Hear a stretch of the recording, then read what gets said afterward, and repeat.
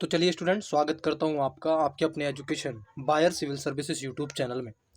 मैं मिस्टर कुमार। आज की जो पॉलिटी की हम क्लासेस में चर्चा करेंगे, जो सीरीज आपकी चल रही है टॉपिक वाइज एमसीक्यू पीवाईक्यू की जो क्लीज है यूपीएससी और state PCS other competitive exam के लिए बड़ी ही उपयोगी साबित होने वाली है।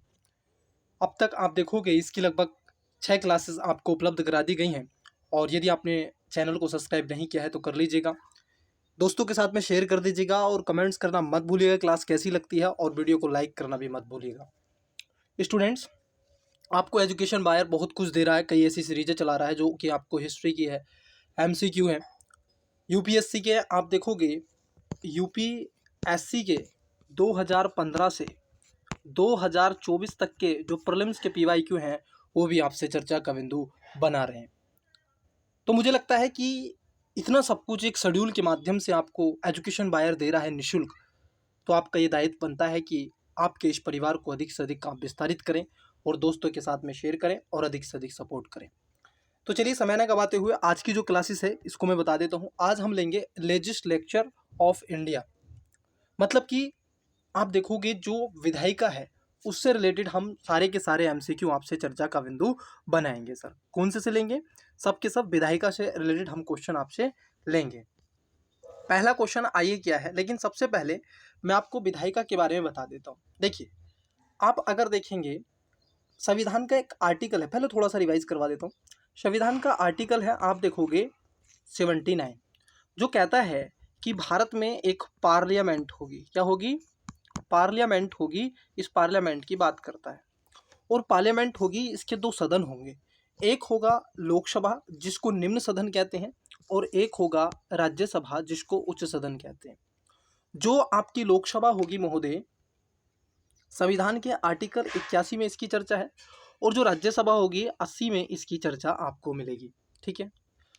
इसमें जो निम्न सदन होता है महोदय, ये आप देखोगे प्रति 5 ईयर्स में इसका चुनाव अनिवार्य होता है, किसी आपातकाल या कोई ऐसी इमरजेंसी आकस्मिक स्थिति को छोड़कर सामान्यतः। इनके साथ साथ आप देखोगे राज्यसभा कभी ना विघटित होने वाला सदन है। इसके आप देखोगे 2/3 सदस्य, 2/3 सदस्य या 1/3 सदस्य, सॉरी कितने, 1/3 सदस्य। इसके 1/3 जो मेंबर हैं आप देखोगे ये रिटायर होते रहते हैं पर 2 वर्ष में। ठीक है। और एक साइकिल के फॉर्मेट में इसके सदस्य बने रहते हैं। इन सब के अलावा लोकसभा की अगर हम बात कर लें तो लोकसभा में 552 सदस्य होते हैं। सर कितने सदस्य होते हैं? अधिकतम आप देखोगे तो 552 सदस्य होते हैं। ठीक है।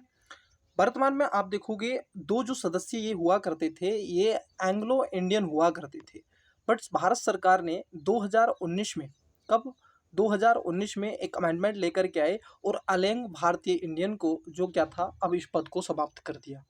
इन सब के साथ साथ पद को समाप्त तो किया ही किया, इन सब के अलावा एक और उन्होंने विषय यहाँ पर उठाया कि सर हम पद को तो समाप्त करेंगे, लेकिन ये पद आप देखोगे लोकसभा और राज्यों की जो विधानसभाएं हैं, क्योंकि अलैंग इंडियंस उसी में शामिल होते थे, तो यहाँ से इनको शफा कर दिया, मतलब हटा दिया गया। लोकसभा में आप देखोगे 552 सदस्य होते हैं अधिकतम। ठीक है। तो 2 को हटा दीजिए तो आप कितने बचे? 550 सदस्य।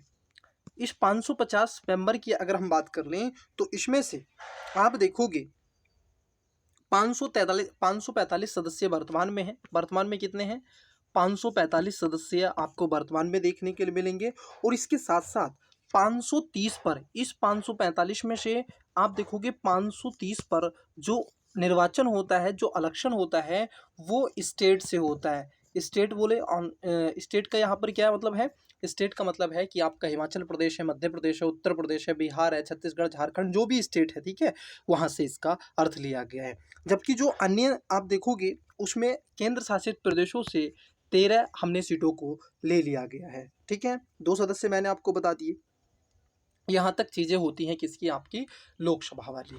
वहीं अगर हम देखें राज्यसभा, राज्यसभा संविधान के आर्टिकल 80 में इसकी चर्चा की गई है कि भारत का एक दूसरा सदन होगा जिसको राज्यसभा कहते हैं। अब जब राज्यसभा होगा तो इसमें अगर मेंबर की बात कर लें, सदस्यों की बात कर लें, तो इसमें आप देखोगे 245 सदस्य हैं। कितने? अधिकतम सदस्य तो 250 होंगे, परंतु वर्तमान में 245 सदस्य इसमें चुन करके आते हैं। ठीक है। और सभी राज्यों का प्रतिनिधित्व इसमें देखने के लिए आपको मिलेगा। यहाँ तक चीजें क्लियर हो गई, ठीक है। चलिए, इसमें क्या है, 12 सदस्य आप देखोगे जो राष्ट्रपति महोदय होते हैं, कितने सदस्य, 12 सदस्यों को राष्ट्रपति महोदय क्या करते हैं स्टूडेंट्स, 12 सदस्यों को राष्ट्रपति मनोनीत करते हैं। वो सदस्य क्या होते हैं, कला, साहित्य, विज्ञान, ठीक है, आदि से रिलेटेड वो होते हैं। अब यहाँ पर एक क्वेश्चन ये बन जाता है कि जो विधान परिषद है उसमें भी राज्यपाल क्या करते हैं, सदस्यों को नॉमिनेट किया जाता है, ठीक है, जिस स्टेट्स के अंदर आप देखने के लिए मिलेगा।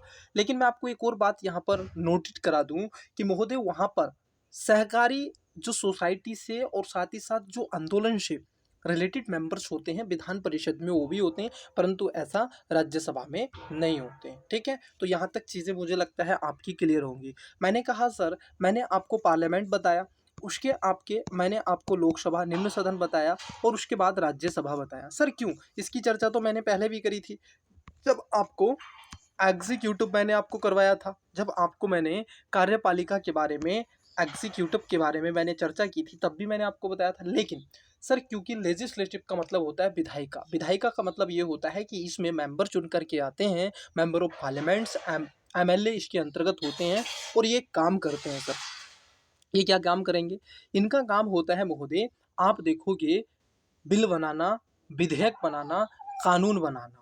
और भारत में जो कानून बनता है वो आप देखोगे, क्योंकि द्विसदनात्मक व्यवस्था है तो दोनों से बनता है सर, ठीक है, दोनों से बनता है। वो राज्यसभा से और लोकसभा से पारित होने के पश्चात ही कानून बनाया जाता है। यहाँ तक चीजें आई होप क्लियर हो गई होंगी। चलिए, तो अब समय ना गवाते हुए सीधा हम क्वेश्चन की तरफ बढ़ते हैं। पहला क्वेश्चन क्या ले आए, आइए देखते हैं। एक और मैं आपको बात बता दूं, इसमें सारे के सारे क्वेश्चन, जो भी क्वेश्चन आपको मिलेंगे, ये किसी ना किसी एग्जाम में पूछे गए हैं। अब किस एग्जाम में हो सकते हैं, ये यूपीएससी और किसी भी जैसे यूपीपीसीएस एक एग्जाम्पल के रूप में, और अदर कॉम्पिटिटिव एग्जाम में ये क्वेश्चन पूछे गए हैं। जो यूपीएससी है ये अपने आप में कई एग्जाम कराता है, इंजीनियर का कराता है, सीडीएस का कराता है, एनडीए का कराता है, ठीक है, सीएफईएफ का कराता है, उसके साथ साथ यूपीएससी आईएएस का तो कराती है, आईपीएस फॉरेस्ट सर्विस कराता है, तो कई ऐसे एग्जाम कराता है। तो उन विभिन्न परीक्षाओं में ये पूछे गए क्वेश्चन है। यहाँ तक क्लियर है। आइए समय ना गवाते हुए पहले क्वेश्चन की तरफ पढ़ते हैं और ये आपका रिवीजन हो गया। मैं एक और आपको रिक्वेस्ट करूंगा कि आप क्वेश्चन को अटेम्प्ट करने से पहले वीडियो को पॉज कीजिएगा और आप भी क्वेश्चन को क्या कीजिएगा, सोल्व करके कमेंट्स में आंसर बताइएगा। और स्टडी से रिलेटेड अगर आपको कोई भी इशू है तो प्लीज़ आप मुझको कमेंट कर सकते हैं और अपनी प्रॉब्लम बता सकते हैं, ठीक है, मैं उसका सोल्यूशन आपको देने का प्रयास करूंगा। तो चलिए आइए पहला देखते हैं क्वेश्चन क्या है। लोकसभा की संरचना के संदर्भ में निम्नलिखित कथनों पर विचार कीजिए। आपसे पूछा है सर लोकसभा का स्ट्रक्चर के बारे में कि सर लोकसभा का स्ट्रक्चर क्या है, ठीक है। आइए देखिए, पूछ रहा है उपयुक्त कथनों में से कौन सा कथन सही है। जब आप क्वेश्चन को पढ़ें तो क्वेश्चन को पढ़ के इस लाइन को जरूर पढ़ें कि उपयुक्त में से कौन सा कथन सत्य है। कई बार स्टूडेंट्स क्या होता है, मेरे साथ भी स्टार्टिंग में ऐसी चीज़ें हुई थी जब मैं यूपीएससी की प्रिपरेशन में आया था, तो मैं कई बार क्वेश्चन को हैंडल करता था सही, लेकिन यहाँ पर कुछ और पूछ, जैसे यहाँ पर पूछ लिया सही, ऊपर पूछ लिया गलत, मैं आगे भी दिखाऊंगा ऐसे क्वेश्चन, तो वहाँ पर गलत, हमने आंसर सही चुना है बट ऑप्शन में हम कंफ्यूज होकर के हम गलत कर देते थे इस लाइन के चलते, तो इसको विशेष ध्यान रखना है। तो आपसे क्वेश्चन पूछा जा रहा है लोकसभा की संरचना को लेकर के। आइए 3 स्टेटमेंट दे के रखे और स्टेटमेंट पर डाल लेते हैं नजर। संविधान के अनुच्छेद 81 का संबंध लोकसभा से है, ये कह रहे हैं सर, क्या ये बात ठीक है। मैं कहूंगा बिल्कुल, मैंने अभी आपको चर्चा का बिंदु बनाया, ठीक है। इसके सदस्यों की अधिकतम संख्या 552 निर्धारित की गई है। देखो बात, अगर ये मैं बात कर लूँ तो ये जो क्वेश्चन पूछा गया है ये 2000 आप देखोगे 17-18 में क्वेश्चन पूछा गया है।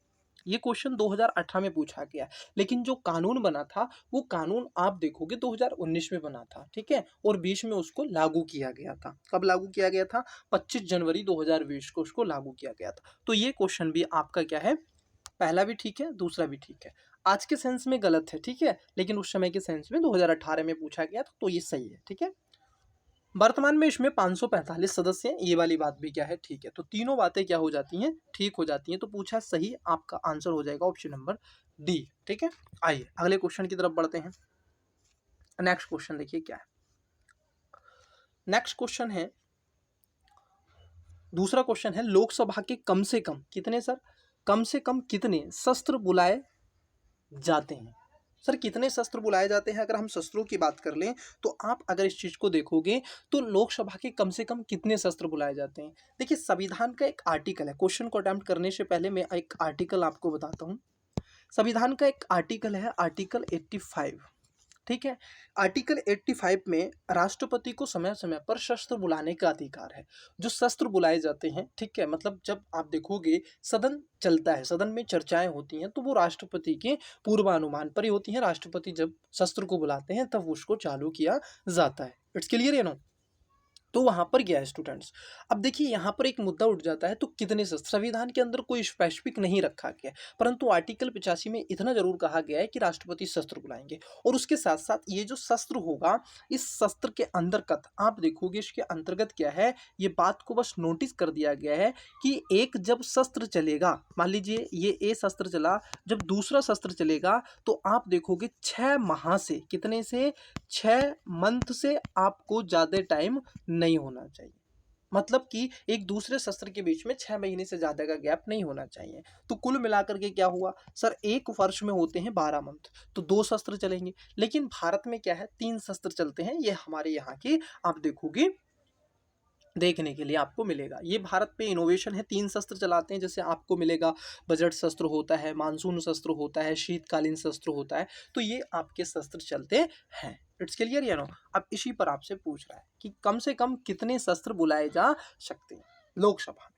अब देखो ऐसा क्वेश्चन पूछ रहा है तो संविधान से ऑप्शन नंबर ए है वर्ष में 1 बार, बी है वर्ष में 2 बार, सी है वर्ष में 3 बार, डी है वर्ष में 4 बार। देखो हमारे यहाँ पर बुलाए तो जाते हैं 3, परंतु ये क्वेश्चन पूछा गया है, तो जो संविधान के अंतर्गत है वो कहा गया है कि सर 6 महीने से ज्यादा का टाइम नहीं होना चाहिए, इसलिए आर्टिकल 85 यहाँ पर लागू होता है। तो आप कहोगे 2 शस्त्र तो मैंडेटरी हैं, ठीक है, 2 शस्त्र तो मैंडेटरी हैं, तो इसलिए 20 का राइट आंसर हो जाएगा।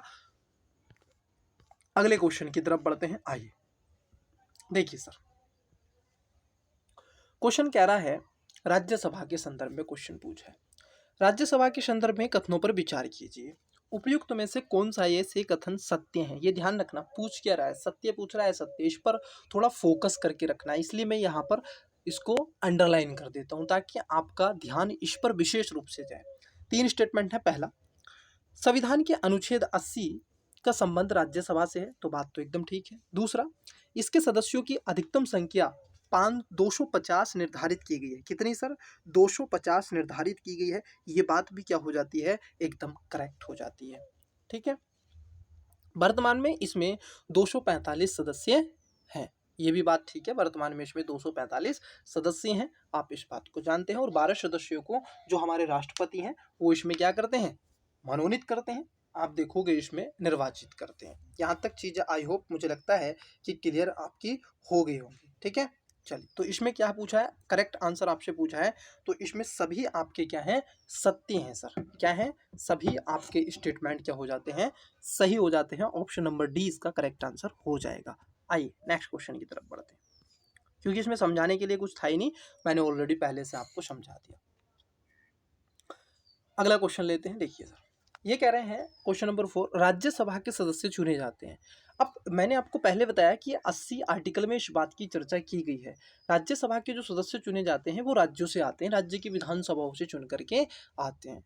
उत्तर प्रदेश से कितने सदस्य हैं सर, आप कौन बताएगा? 80 सदस्य आपके वर्णित किए गए हैं। कितने सदस्य है?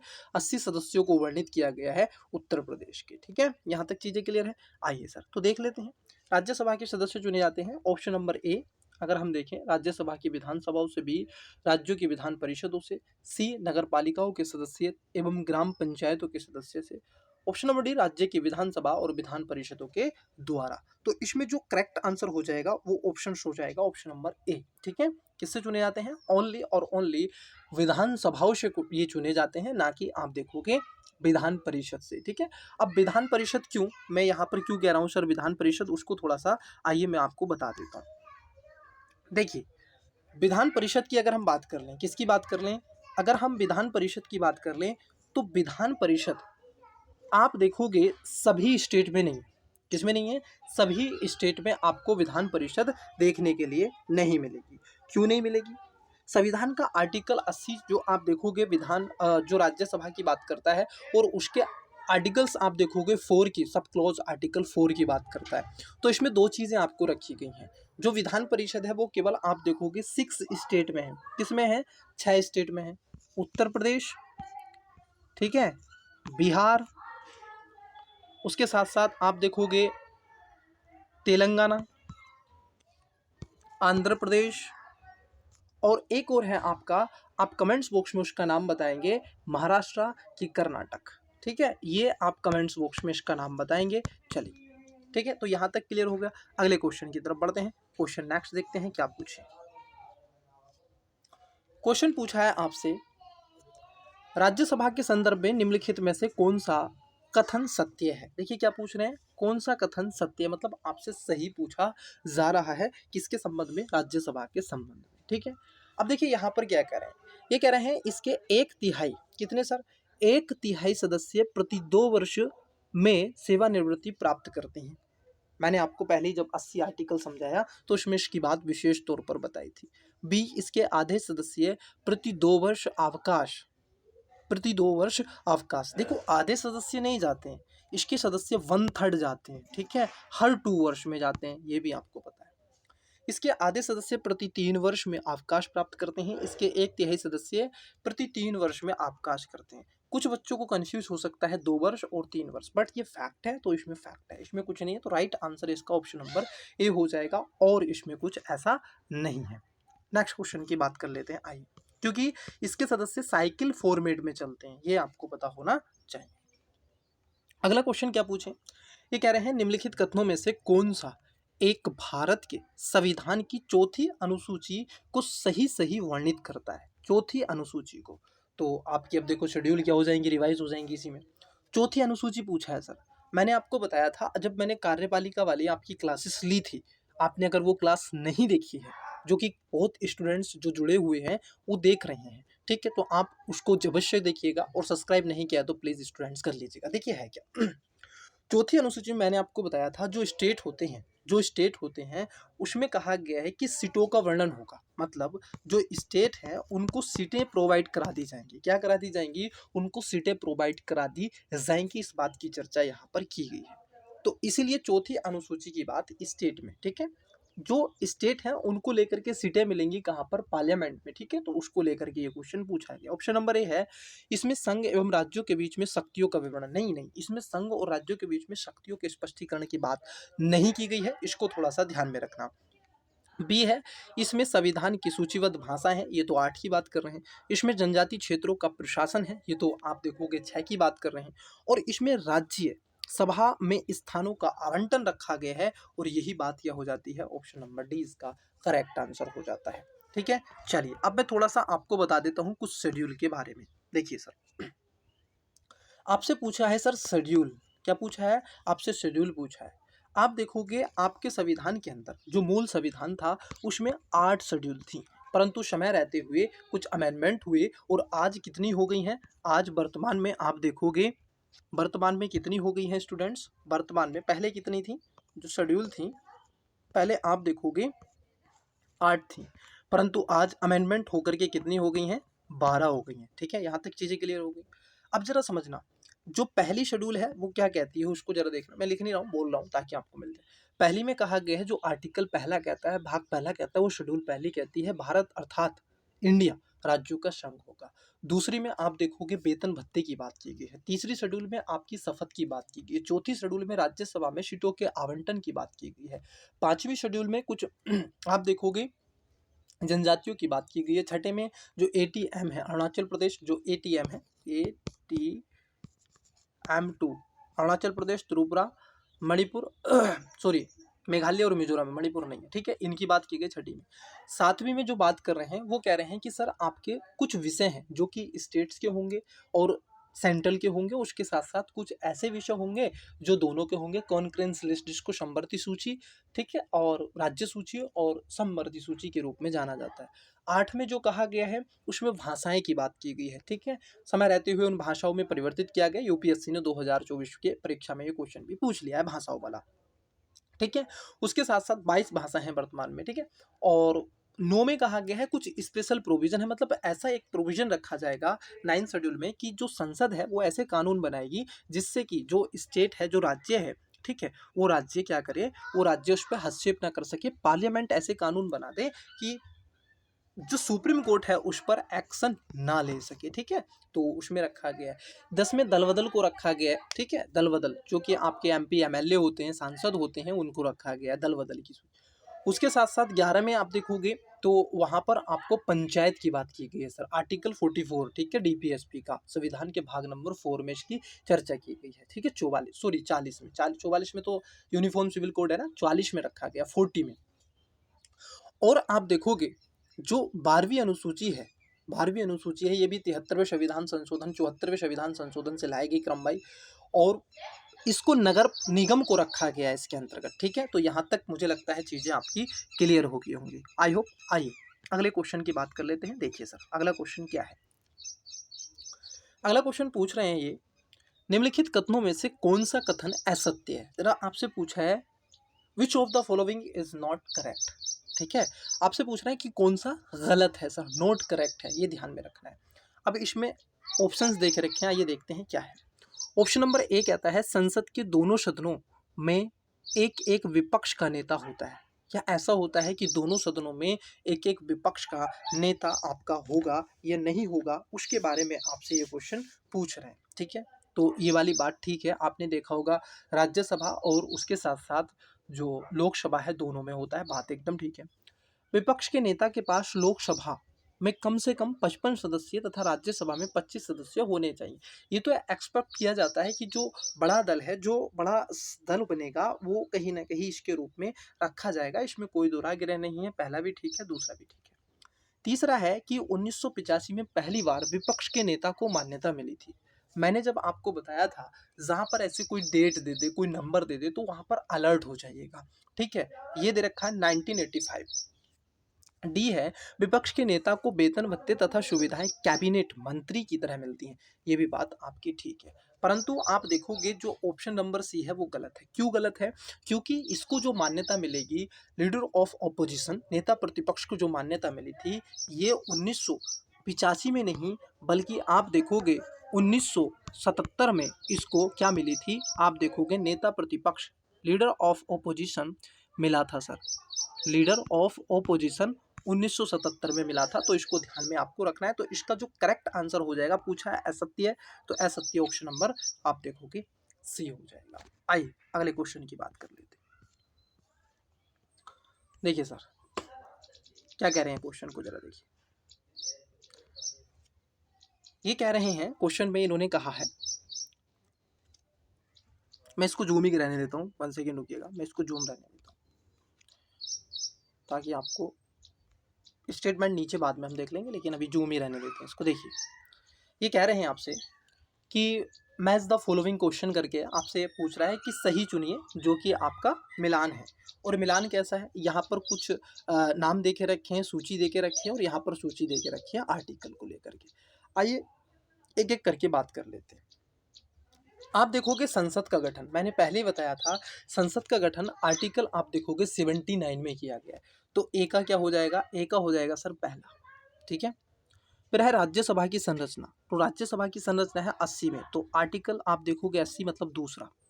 लोकसभा की संरचना आप देखोगे तीसरा मतलब 81, और उसके साथ साथ सदन के शस्त्र या शस्त्रावासन विघटन की जो चर्चा की गई है वो आर्टिकल 85 में किया गया है। तो डी का हो जाएगा चौथा। तो मैं कहूँगा ए का पहला, बी का दूसरा, सी का तीसरा और डी का चौथा। जहाँ ये सीक्वेंस होगा वो इसका राइट आंसर हो जाएगा। आइए देखते हैं ए का पहला। देखिए ए का पहला कहाँ पर है, इसमें नहीं है ना, इसमें नहीं है, तो आंसर या तो होगा आपका सी या होगा ए। बी का दूसरा, अब देखो सी का भी तीसरा है, तो ये नहीं हो सकता, ठीक है। तो राइट आंसर क्या होगा, ए होगा। एलिमेंट मेथड इस तरीके ही यूज होता है, ऐसे ही लगता है। तो ए का पहला, बी का दूसरा और सी का तीसरा, डी का चौथा। अगले क्वेश्चन की तरफ बढ़ते हैं जो रहा आपकी स्क्रीन पर। देखिए सर इन्होंने पूछा है आपसे, राष्ट्रपति लोकसभा में किस समुदाय के 2 सदस्यों को निम्न प्रतिनिधि देने के लिए नामित कर सकता है। कितने सदस्यों को सर, 2 मेंबर की बात की गई है। अब ये क्या है, आप देखोगे 2019 में, मैंने आपको फिर से बताया 2019 में, कब सर, 2019 में इसको लेकर के एक कानून बनाया गया कि जो एंग्लो इंडियन है, अब उनके पद को समाप्त कर दिया जाए। और ये 25 जनवरी, कब से? 25 जनवरी 2020 से इस पद को अब क्या है, समाप्त कर दिया गया है। कहाँ पर किया गया है? तो 2 सदन में होता है सर। आप देखोगे लोकसभा और उसके साथ साथ जो विधानसभा होती है वहाँ पर इनको समापन कर दिया गया है। तो यहाँ तक चीज़ें क्लियर हो गई। तो इसी के बारे में पूछ रहा है। तो ऑप्शन नंबर ए है अलंग भारतीय, बी है ईसाई, सी है बौद्ध धर्मावलंबी और डी है पारसी। तो ये कौन से थे? अलंग भारतीय इंडियंस थे, जिनको क्या कर दिया गया है, अब उनके पदों को लेकर के कहा गया है। अब ऐसा नहीं है कि इनकी जनसंख्या ये ऐसे बहुत ज़्यादा है तो इनको संरक्षण की ज़रूरत है, तो अब इसको समाप्त कर दिया गया है। अगले क्वेश्चन की तरफ बढ़ते हैं। चलिए देखिए सर, क्वेश्चन क्या कह रहा है? क्वेश्चन कह रहा है कि निम्नलिखित में से किसका भारत के संविधान में तो स्पष्ट उल्लेख नहीं है पर परिपाटी के रूप में पालन किया जाता है। मतलब ऐसा क्या है, ऐसा कौन सा यहाँ पर ऑप्शन है वो आपको ढूंढना है जिसका संविधान में उल्लेख नहीं है परंतु परिपाटी के रूप में उसका पालन भारत में किया जाता है। ठीक है, आइए ऑप्शन नंबर ए है वित्त मंत्री को निम्न सदन का सदस्य होना चाहिए। क्या ऐसी बात की गई है कि जो वित्त मंत्री है वो निम्न सदन के सदस्य हो? ऐसी कोई बात नहीं है। बी है प्रधानमंत्री यदि निम्न सदन से बहुमत खो दे तो उसे त्यागपत्र दे देना चाहिए। देखिए निम्न सदन उच्च सदन कुछ समझ में आया? स्टार्टिंग में मैंने आपको रिवीजन दिया था, वहां पर चीजें बताई थी। तो निम्न सदन क्या है? लोकसभा। और उच्च सदन क्या है? राज्यसभा। सी है मंत्रिपरिषद को भारत के सभी भागों का प्रतिनिधित्व हो।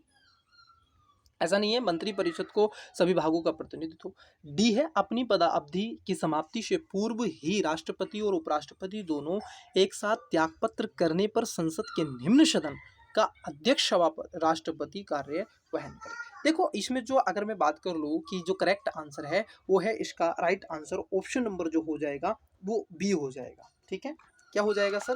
बी इसका करेक्ट आंसर हो जाएगा। क्यों हो जाएगा बी? इसका एक रीज़न है, क्योंकि यहाँ पर जो कह रहे हैं कि आप देखोगे यहाँ पर, क्योंकि जो अगर वो बहुमत खो देता है, बहुमत कहाँ पर होता है सर? राज्यसभा में कि लोकसभा में? भाई देखो सरकार बनती है आपकी लोकसभा से। लोकसभा में जब आपकी सीटें आती हैं, आपने 550 में से कितनी सीटें ली हैं? मैं अब 2 को नहीं काउंट कर रहा हूँ क्योंकि फिनिश्ड हो गया वो पद। तो 550 में से कितनी आप अगर ज़्यादा से ज़्यादा लेते, जैसे वर्तमान सरकार का एक नारा था 2024 का जो इलेक्शन हुआ, अब की बार 400 पार, अब की बार 400 पार। ठीक है, तो ये चीज़ें आपको देखने के लिए मिली होंगी। तो जो प्रधानमंत्री है इनको सर इसका सदस्य होता है। और तो और संविधान का एक आर्टिकल है सर। ठीक है, राइट आंसर तो पता चल गया।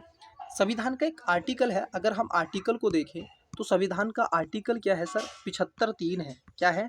75(3) है। और स्वयं 75(3) इस बात को करता है कि जो मंत्रिपरिषद है वो लोकसभा के निम्न सदन के प्रति ही क्या होगी? सामूहिक रूप से उत्तरदायी होगी। मैंने आपको पहले भी बताया। और जब सामूहिक रूप से उत्तरदायी होगी और इसी में उसकी पूर्ण बहुमत नहीं है, उसके पास में बहुमत दल नहीं है, तो वो निश्चित तौर पर ही विघटित हो जाएगी, उसको कोई रोकने वाला है ही नहीं। ठीक है, तो इसलिए ध्यान में आपको रखना है। तो सामूहिक रूप से लोकसभा के प्रति उत्तरदायी होते हैं और व्यक्तिगत रूप से ये किसके प्रति उत्तरदायी होते हैं? तो राष्ट्रपति के प्रति उत्तरदायी होते हैं। आइए अगले क्वेश्चन की बात कर लेते हैं। क्वेश्चन नंबर आप देखोगे 14 पूछ रहा है क्या? निम्नलिखित में से किनको लोकसभा और राज्यसभा दोनों के निर्वाचनों में मतदान का अधिकार होता है? मतलब वो लोकसभा में भी मतदान करते हैं और वो राज्यसभा में भी मतदान करते हैं। ऐसे कौन से व्यक्ति हैं? ठीक है, ऑप्शन नंबर ए है संसद के निम्न सदन के निर्वाचित सदस्यों को, वी संसद के उच्च सदन के निर्वाचित सदस्यों को, सी राज्य विधानमंडल के उच्च सदन के निर्वाचित सदस्यों को, डी राज्य विधानमंडल के निम्न सदन के निर्वाचित सदस्यों को। ठीक है, तो आप वीडियो को पॉज करें और पॉज करके भी इसका आंसर क्या है बता सकते हैं। देखो सर क्योंकि इलेक्शन की बात यहां पर हो रही है और इलेक्शन में ऐसे जो है ऑप्शन नंबर डी इसका राइट आंसर होगा। जो राज्य की विधानमंडल है उसके निम्न सदन के निर्वाचित सदस्यों को ये राइट होता है कि वह लोकसभा और राज्यसभा दोनों में क्या करेंगे? वो पार्टिसिपेट करेंगे। और ये बात संविधान के आर्टिकल 80 में इस बात को और 80 के 4 में ठीक है, आर्टिकल 80 का 4 है, उसमें साफ साफ इस बात को रेखांकित किया गया है कि राज्यसभा के सदस्य सार्वभौमिक पक्षपात अधिकार पर वो वोट डालते हैं, और उसके साथ साथ आप देखोगे राज्य विधानमंडल के निम्न सदस्यों को निर्वाचित सदस्यों का राइट्स दिया जाता है। इट्स क्लियर या नो? ठीक है, यहाँ तक चीज़ें क्लियर हो गई होंगी। 1 सेकेंड रुकिएगा। चलिए सर, तो स्टूडेंट्स मैं आपको एक और इन्फॉर्म कर दूँ, थोड़ी बरसात का मौसम है तो थोड़ी सी बूंदाबांदी हो रही है, ठीक है, अगर उसकी आवाज़ आए तो उसको थोड़ा मैनेज करना, ठीक है, बाकी की चीज़ें सब सार्क हैं। देखिए सर, अगला क्वेश्चन है आपका, निम्नलिखित में से कौन राज्यसभा की एकांकिक शक्ति के अंतर्गत आता है? अब देखिए, राज्यसभा की एक ऐसी पावर है जो राज्यसभा को स्पेशली वो दी गई है सर, ठीक है, किसको दी गई है? राज्यसभा को स्पेशली दी गई है। अब कौन सा है? ऑप्शन नंबर ए, नई अखिल भारतीय सेवाओं का सर्जन करना, बी, आकस्मिक रिक्ति में भारत के राष्ट्रपति का निर्वाचन, सी, किसी राज्य के विधान परिषद की समाप्ति, डी, अपने सभापति को अपशब्द करना। देखो, इसमें जो करेक्ट आंसर है, जो स्पेशली राज्यसभा को जो शक्ति दी गई है वो है जो नई अखिल भारतीय सेवाएं हैं, ठीक है, ऑल इंडियन जो एडमिनिस्ट्रेटिव सर्विस होती है वो इसके अंतर्गत आती है, ठीक है, वो क्या है, इसके अंतर्गत आती है। इस बात को थोड़ा सा आपको ध्यान में रखना है। देखिए क्यों, आइए मैं आपको बता देता हूँ। संविधान का एक आर्टिकल है सर, आर्टिकल 312। कौन सा आर्टिकल है? संविधान का एक आर्टिकल है, आर्टिकल आप देखोगे 312, और आर्टिकल 312 में इसकी चर्चा की गई है कि राज्यसभा को ये राइट होगा, क्योंकि अगर उसको ऑल इंडियन एडमिनिस्ट्रेटिव सर्विस कोई लेकर के आनी है, जैसे आप देखोगे आईएएस सर्विस, आईपीएस सर्विस है, आईआरएस सर्विस है, तो ये सर्विसेज ऐसी हैं जो नेशनल स्तर की हैं, ठीक है, इनकी भर्ती तो राज्य सरकार कराती है, परंतु ये सेवाएं राज्यों में देती है। तो ऐसी स्थिति में क्योंकि राज्य में सेवाएं देंगी तो राज्यों का इस पर सहमति होना अनिवार्य होता है, और राज्यों का सहमति होना अनिवार्य होता है, इसीलिए क्या है, आप देखोगे इसकी चर्चा की गई है, ठीक है, इसीलिए इसकी चर्चा की गई है। तो मैं आपको बता दूं, अगर 2/3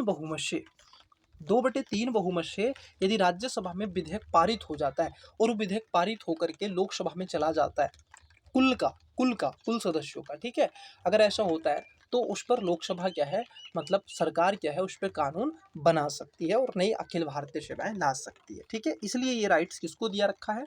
राज्यसभा को है। जब तक नहीं कर सकती लोकसभा कुछ भी, जब तक कि राज्यसभा उसको कहना दे या फिर वो विधेयक को पारित ना कर दे। आइए अगले क्वेश्चन की बात कर लेते हैं। निम्न में से कौन सी शक्तियां लोकसभा और राज्यसभा की तुलना में अन्य रूप से प्राप्त हैं? कौन सी शक्तियां लोकसभा को राज्यसभा की तुलना में, अन्यन का मतलब होता है अधिक, उससे ऊपर, उससे ज्यादा, उस पर अन्यन का मतलब रखा जाता है। अब देखिए कौन कौन सी शक्ति हैं जो लोकसभा को राज्यसभा से ज़्यादा मिली हुई हैं और उसकी शक्तियों को, ठीक है, उसको एक विशिष्ट पावर का देने का काम करती है। अब पूछा है आपको, निम्नलिखित कूटों में से सही उत्तर चुनिए, ठीक है। अब 4 स्टेटमेंट है, आइए देखिए, इसमें एलिमेंट मेथड भी आप यूज कर सकते हैं और वैसे भी आंसर निकलेगा। धन या फिर वित्त विधेयक को पुनः स्थापित करने में, ठीक है, धन विधेयक आर्टिकल 110 के तहत लोकसभा में ही लाया जाता है, ठीक है, ये बात ठीक है, क्योंकि उसको टैक्सेशन की आवश्यकता होती है और उसको पैसा वगैरह वगैरह चीज़ें होती है। धन विधेयक के आप देखोगे निरस्तीकरण अथवा संशोधन के संबंध में, ये बात भी ठीक है। मंत्रिपरिषद के उत्तरदायित्व के संदर्भ में, क्योंकि मंत्रिपरिषद मुख्य रूप से किसके प्रति, मिनिस्ट्री ऑफ काउंसिल, लोकसभा के प्रति होती है, ये भी बात ठीक है। अखिल भारतीय सेवाओं के सर्जन में, ये यहाँ पर थोड़ा सा होता है, जहाँ पर चौथा है सर, अभी मैं आपको पीछे इस बात को ही बढ़ा करके आ रहा हूँ और ये क्वेश्चन सोल्व करके आ रहा हूँ कि सर ये गलत है। क्यों गलत है? क्योंकि ये राज्यसभा को है, आर्टिकल 312 में इस बात की चर्चा है कि राज्यसभा को ये स्पेशली राइट होगा, तब तक न्यू ऑल इंडियन सर्विसेज का निर्माण नहीं किया जाएगा जब तक राज्यसभा 2/3 टोटल ऑफ सीटों का अगर वो विधेयक को पारित ना कर दे, तब तक आप कानून नहीं बना सकते। तो जहां पर चौथा स्टेटमेंट है उसको गलत कर दीजिएगा। तो 4 देखिएगा, ए में है, सी में है और डी में है। तो राइट आंसर क्या हो जाएगा? बी इसका करेक्ट आंसर हो जाएगा, ठीक है, क्या हो जाएगा? बी इसका करेक्ट आंसर हो जाएगा, ठीक है। चलिए सर, आर्टिकल 117 है, उसके अनुसार आप देखोगे तो धन विधेयक कहाँ पर होता है, केवल लोकसभा में, ठीक है। वो सारी चीजें आपने पढ़ी हैं। आगे आइए क्वेश्चन की बात कर लेते हैं नेक्स्ट। इस पर सर मैं आपको एक और बात यहाँ पर बताना चाहता, 2 क्लासेस मेरा उद्देश्य रहेगा, 2 से 3 क्लासेस आपकी ली जाएँ, ठीक है। विधायिका में बहुत सारे क्वेश्चन हैं, लगभग मेरे पास में आप देखोगे इससे रिलेटेड लगभग 500-600 क्वेश्चन है। तो मैं चाहता हूँ कि आपको लगभग 100-200 क्वेश्चन करा दूँ, बहुत अच्छे वाले क्वेश्चन, ठीक है, जहाँ से मल्टीपल टाइम क्वेश्चन पूछे गए हैं, ठीक है। आइए अगला क्वेश्चन, लोकसभा के स्पीकर का निर्वाचन होता है। आपने देखा होगा लोकसभा के स्पीकर की बात अगर आप जानते हैं तो संविधान के आर्टिकल, अगर मैं सही हूं तो आर्टिकल आप देखोगे, संविधान के आर्टिकल 93 में इस बात को बताया गया है कि लोकसभा का एक स्पीकर होगा। स्पीकर की बहुत बड़ी पावर है सर, वो भी मैं आपको बताऊंगा, लेकिन आइए इसके बारे में पूछते हैं।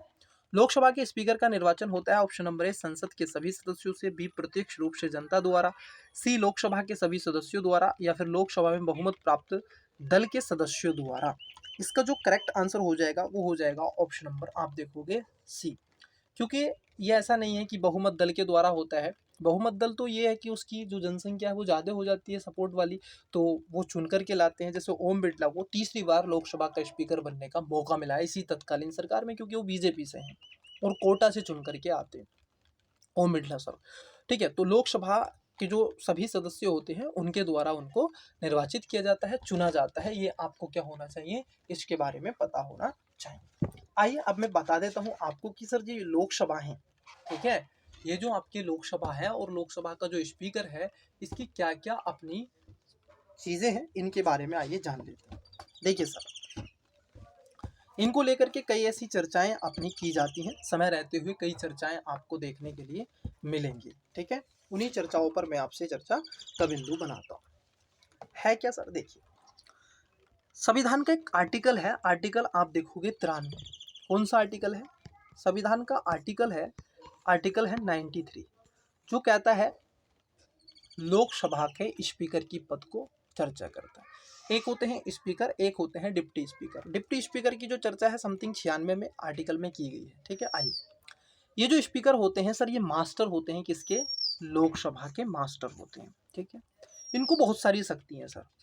एक तो 2 शक्ति तो स्पेशली इनको ये है कि कौन सा मनी बिल होगा या नहीं होगा, ये डिसाइड यही करते हैं, पहली बात।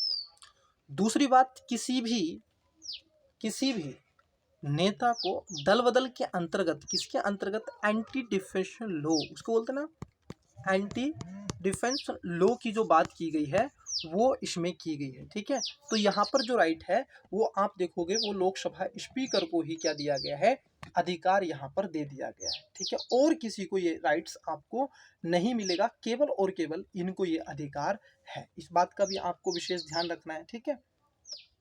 ये बात भी आपको विशेष तौर पर ध्यान रखनी है। ये अधिकार भी किसको प्राप्त है, ये अधिकार आपके स्पीकर महोदय को प्राप्त है, और किसी को ये अधिकार प्राप्त नहीं होता है, ठीक है। उसके साथ साथ किस विषय पर चर्चा होगी, ठीक है, कौन सा सब्जेक्ट होगा जिस पर चर्चा होगी, ये उसी बात का डिसाइड करते हैं। किसको बोलने का राइट्स होगा, किसको नहीं, टाइम डिसीजन की बात ये करते हैं, सदन कब तक चलेगा ये डिसाइड करते हैं। और उसके साथ साथ जो लोकसभा का सचिवालय होता है उसके स्वयं में ये अध्यक्ष होते हैं। तो कई ऐसी शक्तियां इनको दी गई हैं, ठीक है। आइए अगले क्वेश्चन की बात कर लेते हैं। नेक्स्ट क्वेश्चन पूछा है, संविधान के अनुच्छेद 88 से संबंधित है, ठीक है। ये पूछना है, आर्टिकल पूछ लिया, फैक्ट, और ये आपको मिलेगा ऐसा क्वेश्चन जैसे यूपी पीसीएस ही क्यों लिखो, पीसीएस की परीक्षाओं में पब्लिक सर्विस, ठीक है, पब्लिक सिविल सर्विसेज में आपको मिलेगा ऐसा क्वेश्चन ज़्यादातर। और अदर जो एग्जाम होते हैं, अदर कॉम्पिटिटिव एग्जाम में भी ये आपको देखने के लिए मिलेगा, ठीक है। चलिए, तो 88 से पूछ रहा है। ऑप्शन नंबर है प्रधानमंत्री के कर्तव्य, ये तो नहीं है। बी है सदन के मंत्रियों के अधिकार, सी है भारत सरकार द्वारा कार्यवाहियों के संचालन, और डी है उपरोक्त में से कोई नहीं, ठीक है, उपरोक्त में से कोई नहीं। तो इसका जो राइट आंसर है आप देखोगे वो है सदन के मंत्रियों के अधिकार। कुछ प्रिविलेजेस होते हैं सर, उनके कुछ विशेष अधिकार होते हैं, किसके, मंत्रियों के। और यहाँ पर मंत्रियों के अधिकार ये होते हैं कि वो क्या कर सकते हैं, आपने देखा होगा ये मंत्री को ही अधिकार है और ये अधिकार सदन के भीतर होते हैं। किसके भीतर होते हैं, ये भी ध्यान रखना, ये अधिकार सदन के भीतर होते हैं। ये अधिकार केवल और केवल सांसद को होते हैं। और आपने ये भी देखा होगा कि जो सांसद होते हैं ना, ये क्या करते हैं, ये सांसद ही हैं सर, जो क्या कर सकते हैं, एक मंत्री की आलोचना कर सकते हैं, प्रधानमंत्री की आलोचना कर सकते हैं, उनके कार्य की आलोचना कर सकते हैं। ठीक है, ये सांसद ही होते हैं और इनको अधिकार केवल और केवल, याद रखना, ये अधिकार आर्टिकल जो आपको 88 है, ये केवल पार्लियामेंट के अंदर देता है, ये भी ध्यान रखना, बाहर नहीं।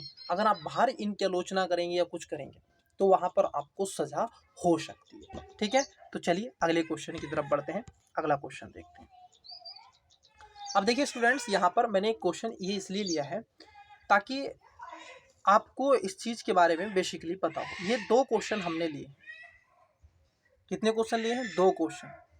देखिए यहाँ पर जो क्वेश्चन है, ये क्वेश्चन है आपका, ये सागर सर ने बनाई थी ना पीडीएफ, तो उन्होंने लगा दिया।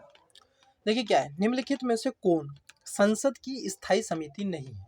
ठीक है, देखो सर 2 तरह की समितियां होती हैं, एक होती है स्थायी समिति, एक होती है अस्थायी समिति।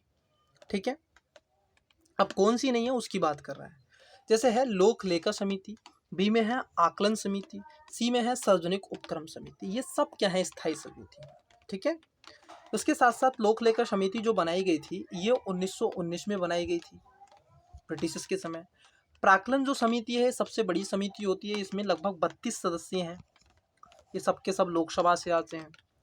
आकलन समिति, लोक उपक्रम समिति, सार्वजनिक उपक्रम समिति, ये सभी समितियां स्थायी समिति हैं। और वित्तीय समितियां, इसका कार्य अनावृत प्रकृति का होता है, इसलिए विकल्प क्या है, डी आपका करेक्ट आंसर हो जाएगा। ठीक है, ये 2 क्वेश्चन उन्होंने डाल दिए हैं, ऐसे एक क्वेश्चन डाला है, सॉरी 2 नहीं है, एक क्वेश्चन ही डाला था। देखिए अगला क्वेश्चन है, भारत में किस विधेयक को धन विधेयक कौन प्रमाणित करता है। ये राइट्स जो दिया गया, अभी मैंने इसका डिस्कस किया था, संविधान के आर्टिकल 93 93 में, यह अधिकार केवल उसी व्यक्ति को है। ठीक है, आइए, तो ये कह रहे हैं कि भारत के किसी विधेयक को धन विधेयक कौन प्रमाणित करता है। ऑप्शन नंबर ए वित्त मंत्री, बी राष्ट्रपति, सी लोकसभा अध्यक्ष, डी प्रधानमंत्री। प्रधानमंत्री का तो कोई यहाँ पर नेतृत्व नहीं है, वित्त मंत्री का भी कोई नेतृत्व नहीं है, राष्ट्रपति भी नहीं, तो ऑप्शन नंबर सी इसका करेक्ट आंसर हो जाएगा। लोकसभा अध्यक्ष को यह अधिकार है कि कौन सा आपका मनी बिल होगा नहीं होगा, उसको डिसीजन ये करेंगे। ठीक है, परंतु लाया जाता है किसके तहत, तो राष्ट्रपति की स्वीकृति से ये लाया जाता है, जब प्रेसिडेंट इसको स्वीकृत कर देते हैं, और केवल लोकसभा में लाया जाता है। ठीक है, आइए अगले क्वेश्चन की बात कर लेते हैं। देखिए सर, क्वेश्चन आपसे पूछा जा रहा है, निम्नलिखित में से किन विभागीय स्थायी समितियों को, समझना, राज्यसभा सचिवालय द्वारा सेवा प्रदान की जाती है। कौन सी ऐसी समितियां हैं जो राज्य का सचिवालय, राज्यसभा का जो सचिवालय है उसके द्वारा सेवा प्रदान करते हैं। अब देखो इसमें एलिमेंट मेथड का आप यूज करेंगे और बड़ा अच्छे से यूज करेंगे। ठीक है, क्या करेंगे आप, इसमें एलिमेंट मेथड का यूज करेंगे और बड़े अच्छे से यूज करेंगे। ठीक है, देखो जरा कैसे यूज करते हैं, आपको हम सिखाते हैं। ठीक है, आप ही के यहाँ पर आपको सिखा के जाएंगे। ठीक है, देखिए सर, पहला है आपका गृह मामलों से संबंधित समितियां। जो गृह मामलों से संबंधित समितियां होती हैं, वो बात तो क्या हो जाती है, आपकी सही हो जाती है। ठीक है, जहां पर एक है वो तो सही होगा, तो मतलब आंसर बी नहीं होगा। दूसरा है उद्योग संबंधी समिति, ये भी आती है सर, क्योंकि जो स्टेट से रिलेटेड सब्जेक्ट होगा उस विषय को राज्यसभा के अंतर्गत निश्चित ही रखा जाएगा, इसमें कोई दो राय नहीं है। तीसरा है कृषि संबंधी समिति। अब थोड़ा सा समझना, ये एग्रीकल्चर का जो मामला है ये स्टेट लिस्ट में आता है ना कि उधर आएगा, तो ये आपका, ठीक है, एग्रीकल्चर का मामला। ठीक है, ये स्टेट लिस्ट का मामला है। तो तीसरा, अब जहां जहां 3 है उसको कट कर दो, तो 3 डी में भी है और 3 सी में भी है, तो बचा क्या, ऑप्शन नंबर ए इसका राइट आंसर हो जाएगा। वित्त संबंधी समिति जो है ये लोकसभा में अंतर्गत रखी जाती है, यहाँ से हटा देंगे। और वाणिज्यिक संबंधी समिति जो है, यहाँ पर आप देखोगे राज्यसभा के जो सचिवालय है वो सेवा प्रदान करता है, तो 1, 2 और यहाँ पर 5 ये इसको दिया गया है। आइए अगले क्वेश्चन की तरफ बढ़ते हैं। ठीक है, नेक्स्ट क्वेश्चन क्या पूछे हैं सर? ये पूछा गया है आपसे, निम्नलिखित में से कौन सा यह से कार्य संसद के अंतर्गत आता है या आते हैं, मतलब कौन से कार्य हैं जिसको पार्लियामेंट भारत की संसद करती है। ठीक है, उसकी बात यहाँ पर की जा रही है। संवैधानिक कार्य, दूसरे में है निर्वाचन संबंधी कार्य, तीसरे हैं न्यायिक कार्य। कह रहे हैं नीचे दिए गए कूटों का प्रयोग करके सही उत्तर का चुनाव कीजिए। ठीक है, यही तो कह रहे हैं। आप पहले बताइएगा स्टेटमेंट तीसरा आपको क्या लगता है कि जो निर्वाचन संबंधी कार्य हैं, क्या ये आप देखोगे संसद करती है? न्यायिक कार्य करती है, हाँ, उसको ये राइट्स दिया गया है, ये भी करती है। निर्वाचन संबंधी ये भी करती है, संवैधानिक संबंधी ये भी। ये इनसे रिलेटेड क्या कर सकती है? बिल बना सकती है। ठीक है, न्यायिक कार्य बिल्कुल करती है। मैं आपको एक और बात बता दूं, संविधान का आर्टिकल 124 है ना, हाँ, मैं आपको एक बात बता दूं, संविधान का एक आर्टिकल है सर 124 जो सुप्रीम कोर्ट की बात करता है। इसमें बड़ा रोचक तथ्य, जब मैंने रिवाइज करवाया था आपको, अगर आपने नहीं देखी है वो क्लासेस देखिएगा। इसमें रोचक बिंदु ये है, रोचक बिंदु मैं यूँ बोल रहा हूँ, इसमें रोचक बिंदु ये है कि सर जो सुप्रीम कोर्ट है, इसके जो मेंबर होते हैं, जो सदस्य होते हैं, चीफ जस्टिस ऑफ इंडिया होते हैं, इनके नंबर को क्या कर सकती है? पार्लियामेंट इंक्रीज कर सकती है। याद रखना, इंक्रीज करने का राइट है, परंतु इनको डिक्रीज नहीं कर सकती है, मतलब कम नहीं कर सकती है। ये भी ध्यान में रखना है। तो इसलिए इसमें तीनों बातें क्या हो जाती हैं? संवैधानिक कार्य, निर्वाचन संबंधी कार्य, न्यायिक कार्य ये करते हैं, तो राइट आंसर बी हो जाएगा। इन सब के अलावा आप देखोगे और भी कार्य करते हैं, विधायी शक्तियां हैं, कार्यकारी शक्ति है, वित्तीय शक्तियां हैं, सांविधिक शक्तियां हैं। ठीक है, और अन्य शक्तियां भी इसके अंतर्गत रखी गई हैं। ठीक है, आइए अगले क्वेश्चन की बात कर लेते हैं। नेक्स्ट क्वेश्चन क्या है? नेक्स्ट क्वेश्चन है आपका, निम्नलिखित में से कौन सी समिति या समितियां केवल लोकसभा से संबंधित हैं? ऐसी कौन सी समिति है जो केवल और केवल लोकसभा से संबंधित है? उनके बारे में आपसे क्वेश्चन पूछ रहे हैं। ठीक है, पहला स्टेटमेंट है प्राक्कलन समिति, वी है विशेषाधिकार समिति, तीसरा है सरकारी उपक्रमों संबंधी समिति। पूछ रहा है कूट का प्रयोग करके सही उत्तर का चुनिए। ऑप्शन नंबर ए है केवल एक, बी है 2 और 3, सी है 1 और 3, डी है 1, 2 और 3। अब देखो इसमें जो लोकसभा से रिलेटेड चीज़ों को रखा गया है, केवल लोकसभा से चीज़ों को रखा गया है, तो इसमें जो राइट है वो केवल एक ही समिति है जिसको प्राक्कलन समिति के रूप में जाना जाता है। ठीक है, एक ही समिति है प्राक्कलन समिति। इसमें सदस्य होते हैं सर 30। कितने सदस्य होते हैं? 30 सदस्य होते हैं, पहली बात। ठीक है, इसमें कितने मेंबर होते हैं सर? 30 मेंबर होते हैं, 30 सदस्य होते हैं। 30 के 30 मेंबर लोकसभा से आते हैं। कहाँ से आते हैं? लोकसभा से आते हैं। और इनके सदस्यों की जो अध्यक्ष होते हैं, ठीक है, उनका निर्वाचन कौन करता है? लोकसभा के द्वारा स्पीकर महोदय शपथ दिलवाते हैं। उसके साथ साथ आप देखोगे इसका राइट होता है कि सरकार को सजेशन करना है फाइनेंस के सब्जेक्ट पर या अन्य सब्जेक्टों पर, समय रहते हुए जो करेगा वो क्या करेंगे, इनको सजेस्ट करने का प्रयास करते रहेंगे। ठीक है, तो इसको क्या है आपको ध्यान में रखना है। तो ये एक विशेष बिंदु है कि ये इसमें सजेशन करने का प्रयास करते हैं। यहाँ तक चीज़ें क्लियर होगी। तो ये क्या करते रहते हैं? ये इनको सजेस्ट करते हैं। दूसरा है विशेष उपक्रम समिति। अब इसमें क्या है, इसमें आप देखोगे लगभग 25 सदस्य होते हैं। जिसमें 25 सदस्य होते हैं, तो 25 सदस्यों में जो 15 सदस्य होते हैं ये लोकसभा से होते हैं और 10 सदस्य राज्यसभा से होते हैं। सरकारी उपक्रमों की समिति की बात कर लूँ तो इसमें 22 सदस्य होते हैं सर। कितने सदस्य? 22। इसमें आप देखोगे जो आपके 15 सदस्य होते हैं वो लोकसभा से होते हैं और 7 सदस्य राज्यसभा से होते हैं। तो इस तरीके से सदस्य आपके बनाए जाते हैं या फिर इसमें आते हैं। इनका कार्यकाल सामान्यतः 1 वर्ष का होता है, ये भी आपको पता होना चाहिए। आइए अगले क्वेश्चन की बात कर लेते हैं। अगला क्वेश्चन क्या? तो इसका राइट आंसर ए था। Next question. ठीक है, नीचे स्टेटमेंट है, उपयुक्त में से कौन सा सही पूछा है। तो पहले हम देख लेते हैं पूछ क्या रहा है, स्टेटमेंट भी देख लेंगे बाद में। ठीक है, आइए पहले देख लेते हैं पूछ क्या रहा है आपसे। ठीक है, देखिए सर, ये कह रहे हैं स्थगन एवं शस्त्रवासन के संदर्भ में निम्नलिखित कथनों पर विचार कीजिए। स्थगन प्रस्ताव है और सस्थगन प्रस्ताव है। स्थगन का मतलब होता है सदन को स्थगित कर दिया जाता है, रोक दिया जाता है, समापन कर दिया जाता है जो चल रहा था। ठीक है, चलित में जो था। शस्त्रवासन का मतलब होता है कि सर आप देखोगे शस्त्र को बुलाना। अब दोनों में अंतर होता है। जो शस्त्र बुलाने का राइट्स होता है तो वहां पर होता है आपके राष्ट्रपति को, आर्टिकल 85 के। सदन को स्थगित करने का जो अधिकार होता है वो होता है आपके स्पीकर को, ठीक है, जो कि आपके पीठासीन या फिर वहां पर बैठे हुए जो व्यक्ति होते हैं, सभापति महोदय हैं या फिर चेयरमैन हैं, वो उनको अधिकार दिए गए हैं। यहाँ तक चीजें क्लियर हो गई होंगी, आई थिंक, मुझे ऐसा लगता है, ठीक है। इसको क्या है, आपको विशेषतः ध्यान में रखना है। इट्स क्लियर या नो? देखिए सर, अब पहला स्टेटमेंट क्या कह रहे हैं, ये कह रहे हैं पहले स्टेटमेंट में कि स्थगन सिर्फ एक बैठक को समाप्त करता है, जबकि शस्त्रावधान लोकसभा से विघटन से संबंधित है, तो ये गलत है। दूसरा है, स्थगन एवं शस्त्रावधान दोनों ही सदन के पीठासीन अधिकारी द्वारा किए जाते हैं, ये भी गलत है, एक राष्ट्रपति के द्वारा और एक पीठासीन। यद्यपि स्थगन को किसी विधेयक पर कोई प्रभाव नहीं पड़ता है, परंतु बचे हुए काम के लिए अगली बैठक में नया नोटिस देना पड़ता है, जबकि शस्त्रावधान के कारण विधेयक या अन्य लंबित कार्य समाप्त माने जाते हैं। तीनों स्टेटमेंट क्या है, अभी तक आपको गलत नजर आ रहे हैं। और पूछ रहा है आपसे सही, क्या पूछ रहा है, उपयुक्त कथनों में से कौन सा सही है या है। ऑप्शन नंबर ए केवल 1 2 दोनों, ठीक है, 1 और 2 दोनों, बी है 2 और 3, सी है 1 2 और 3, डी है इनमें से कोई नहीं। तो सर आप देखोगे इनमें से कोई भी ऐसा नहीं है जो इसके अंतर्गत रखा जाता है, ठीक है, तो ये आपको देखने के लिए मिलता है।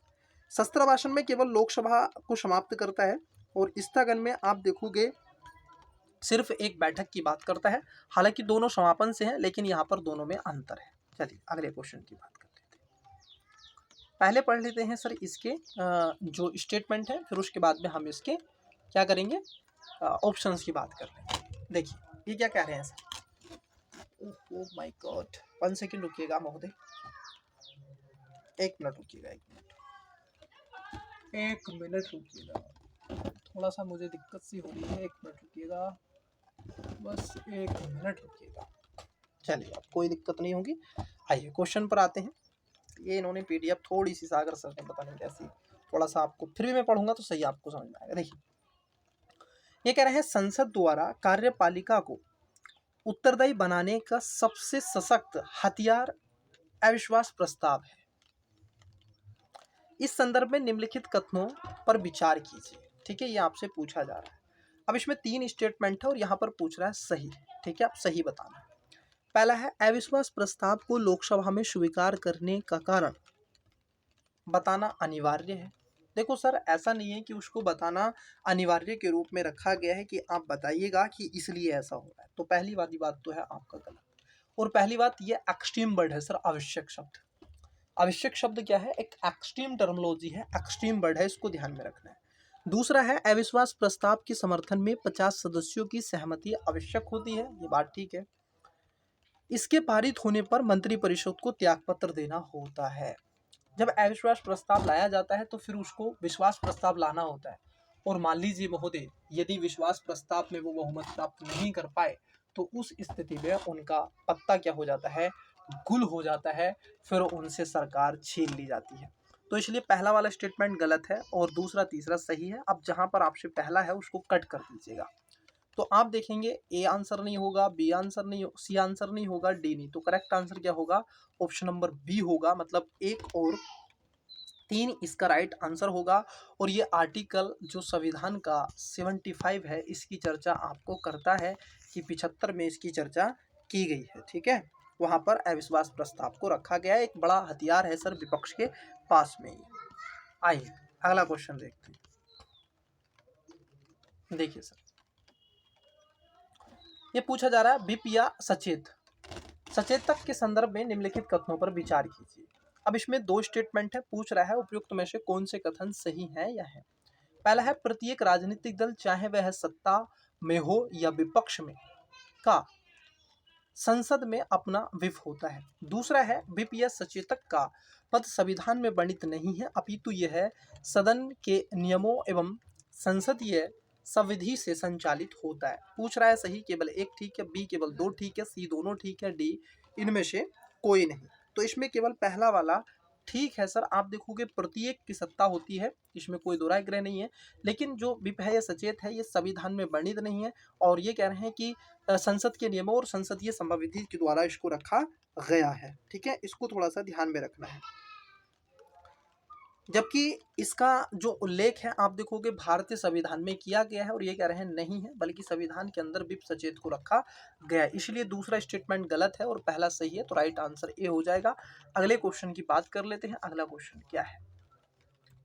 ठीक है, मैं थोड़ा सा इसको जूम ज़्यादा हो रहा है तो कम कर लेते हैं। देखिए, ठीक है, पहले इसके स्टेटमेंट देखेंगे, क्वेश्चन क्या पूछा है उसको, फिर इसके नीचे ऑप्शंस की बात हम कर लेंगे। ठीक है, उसमें कोई दिक्कत नहीं होगी। देखिए सर, क्या है, भारतीय संविधान में केंद्रीय स्तर पर द्विसदनीय विधायिका की स्थापना का प्रावधान किया गया है। बिल्कुल सर, द्विसदन की स्थापना का प्रावधान किया गया है। राज्यसभा के संदर्भ में निम्नलिखित कथनों पर विचार कीजिए। क्वेश्चन पूछा है राज्यसभा से। ठीक है, आइए, संविधान का 81 याद है। पहला जो मैंने आपको स्टार्टिंग में बता दिया उसको आप पूरा याद करके रखिएगा जब तक आप पेपर को क्वालिफाई नहीं करते। ये ऐसा है, उसको कंठस्थ कर लीजिएगा, अपने मन स्थिति में क्या है बैठाने का प्रयास कीजिएगा महोदय। ये बहुत जरूरी था आपके जीवन के लिए और आपके स्टडीज के लिए। ठीक है, तो इसको क्या है आपको कंठस्थ करके रख लेना। यहाँ तक चीजें आई होप आपको क्लियर होगी होंगी। ठीक है, यहाँ तक चीजें क्या है आपको क्लियर हो गई होंगी, है कि नहीं? चलिए देखिए, अब ये कह रहे हैं राज्यसभा के संदर्भ में क्वेश्चन पूछा जा रहा है। तो पहला स्टेटमेंट है, इसके प्रत्येक राज्य के सदस्यों की संख्या चौथी अनुसूची में दर्ज की गई है। बात एकदम ठीक है, चौथी अनुसूची, मैंने इसका पहले आपसे चर्चा कर ली। दूसरा स्टेटमेंट है, इसके सदस्यों का निर्वाचन राज्यसभा के सदस्यों से होता है। ठीक है, इसके सदस्यों का निर्वाचन है राज्य की जो विधानसभा है वहीं से होता है, ये बात भी एकदम ठीक है। इसके सभापति का निर्वाचन सदस्यों में से होता है, ये गलत है, क्योंकि राज्यसभा का जो सभापति होता है वो इसका सदस्य नहीं होते। हाँ, जो उपसभापति होते हैं वो इसके सदस्य होते हैं, लेकिन जो इसके सभापति होते हैं वो उपराष्ट्रपति होते हैं, और उपराष्ट्रपति राज्यसभा का आप देखोगे सभापति होता है परंतु उसका सदस्य नहीं होता। उपराष्ट्रपति को वेतन भत्ते उपराष्ट्रपति पद के नहीं मिलते हैं, उसको वेतन भत्ते किसके मिलते हैं महोदय? सभापति के मिलते हैं। ठीक है, तो तीसरा इसमें गलत है। चौथा क्या है, यह साधारण बहुमत से राज्य सूची के विषयों पर कानून बनाने का अधिकार दे सकती है। देखो, साधारण बहुमत से नहीं, 2/3 बहुमत से है बेटा, याद रखना इसको, 2/3 से, साधारण से नहीं। तो पहली बात, जहां पर आपका तीसरा स्टेटमेंट है वो गलत है। आइए एलिमेंट मेथड यूज करते हैं, और तीसरा स्टेटमेंट कहां पर है? ऑप्शन नंबर सी में है, बी में है और डी में है। तो करेक्ट आंसर पूछा है सही, तो एक और दो दोनों, मतलब ए इसका राइट आंसर हो जाएगा, ऑप्शन नंबर ए। आइए अगले क्वेश्चन की बात कर लेते हैं।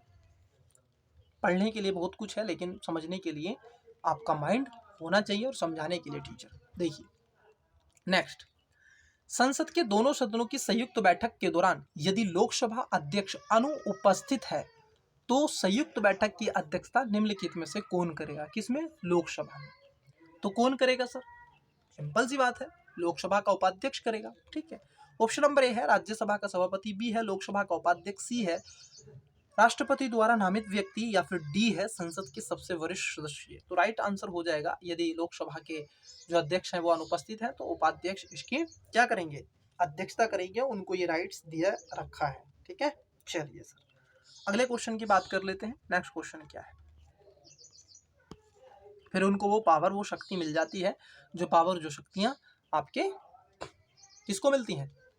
सभापति को मिलती है। आइए अगला क्वेश्चन, निम्नलिखित में से कौन सी मंद या फिर मंदे भारत की संचित निधि में से सम्मिलित नहीं है?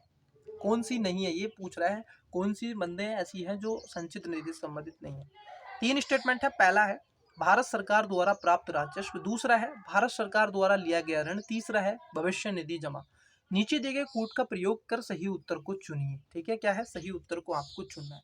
अब देखो, जो भविष्य निधि है, जो फ्यूचर फंड है, अगर हम उसकी बात कर लें, क्या वो इसके अंतर्गत रखा जाएगा या नहीं रखा जाएगा? और गलत पूछा आपसे, पहला वाला ठीक है, भारत सरकार की जो राजस्व प्राप्तियां होती हैं वो इसी में आती हैं, भारत सरकार के द्वारा लिया गया ऋण भी इसी में आता है। ठीक है, संचित निधि में।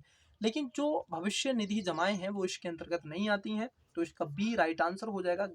ठीक है, आपसे यही पूछा था गलत, और यहाँ पर ऊपर देखो गलत पूछ लिया, नीचे सही बोल दिया। देखो मैं क्या बता रहा था आपको, ऊपर गलत पूछ लिया, नीचे सही। अब बच्चे कंफ्यूज हो जाते हैं, कुछ स्टूडेंट्स कहते हैं ये सही पूछ रहा है, तो वो एक और दो दोनों निकल के चल जाएंगे, लेकिन आंसर इसका क्या है, बी, मतलब तीसरा स्टेटमेंट गलत है और गलत आपसे पूछा है। ठीक है, पूछा गलत कौन कौन से, उसकी सही की बात यहाँ पर की जा रही है। ठीक है, तो इसमें भारत सरकार की सभी जो राजस्व होते हैं वो आते हैं, ऋण पूर्व अनुमान को प्राप्ति की चीजें इसके अंतर्गत रखी जाती है। ठीक है, चलिए सर अगले क्वेश्चन की तरफ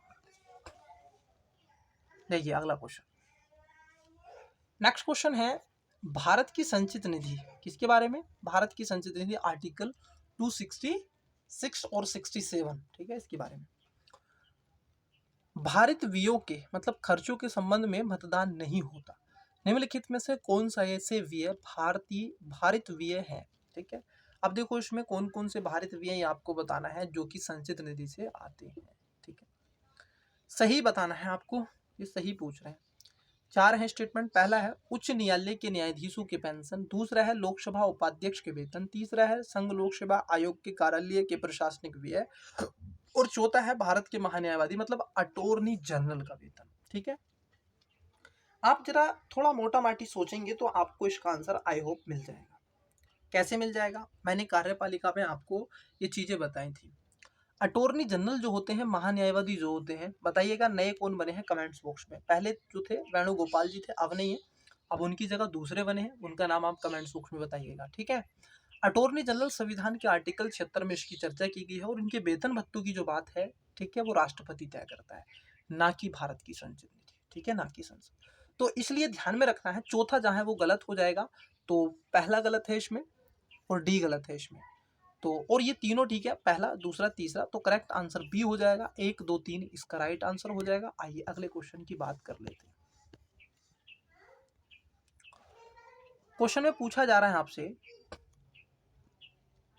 ये कह रहे हैं लोक लेखा समिति के संदर्भ में निम्नलिखित कथनों पर विचार कीजिए, उपयुक्त में से कौन सा ऐसे सही है या है। पहला है इसके सदस्यों का मनोनयन लोकसभा अध्यक्ष, राज्यसभा के सभापति संबंधित सदन के सदस्यों से करता है। दूसरा है यह समिति भारत के नियंत्रक एवं महालेखा परीक्षक द्वारा दिए गए लेखा परीक्षण से संबंधित प्रतिवेदन की जांच करती है। इसकी बात यहाँ पर की जा रही है। ठीक है, तो यह आपको ध्यान में रखना है।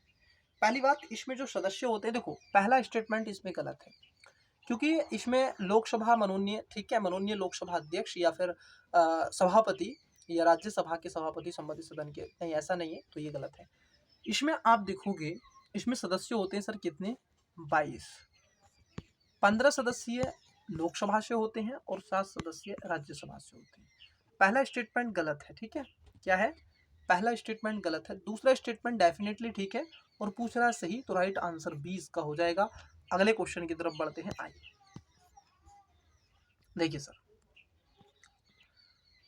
इन्होंने पूछा है आपसे लोकसभा के अध्यक्ष के संदर्भ में निम्नलिखित कथनों पर विचार कीजिए। मैंने आपको पहले बता दिया इसके बारे में डिटेल में, अब बस आंसर आपको पकड़ लेना है, निकाल लेना। देखिए कैसे, अध्यक्ष के संबंध में पूछा है लोकसभा के, और कह रहा है कौन सा सही है या है। ठीक है, पहला स्टेटमेंट है लोकसभा के अध्यक्ष के रूप में चयनित होने पर उसे अपने दल से इस्तीफा देना पड़ता है।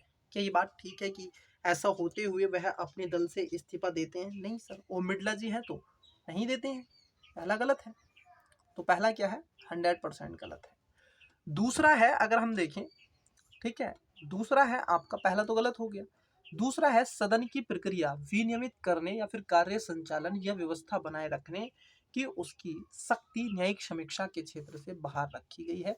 ये बात भी ठीक है, दूसरा स्टेटमेंट ठीक है, और इसीलिए ऑप्शन नंबर 20 का राइट आंसर हो जाएगा। ये उनको विशेष अधिकार कह सकते हैं या फिर कुछ शक्तियों की हम बात कह सकते हैं जो कि आपके, ठीक है, इनको मिली है स्पीकर महोदय को।